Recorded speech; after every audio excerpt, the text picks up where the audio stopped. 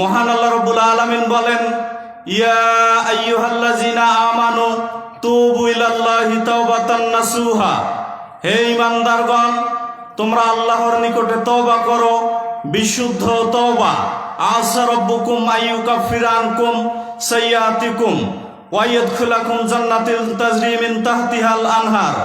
সম্ভবত আল্লাহ তোমাদের পাপ সমূহ ক্ষমা করে দিবেন এবং তোমাদেরকে প্রবেশ করাবেন জান্নাতে, যার তলদেশ দিয়ে ঝর্ণাধারা প্রবাহিত।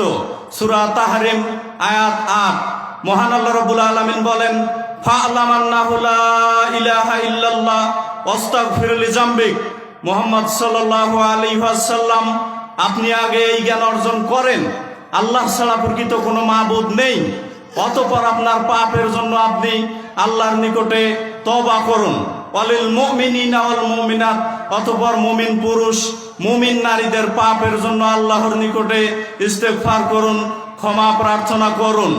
আনাস রাদিয়াল্লাহু তাআলা আনহু বলেন, রাসূল সাল্লাল্লাহু আলাইহি ওয়াসাল্লাম বলেছেন, কুল্লু বানি আদম খাত্তাউন ওয়া খায়রুল খাত্তাইনা আত-তাওয়াবুন।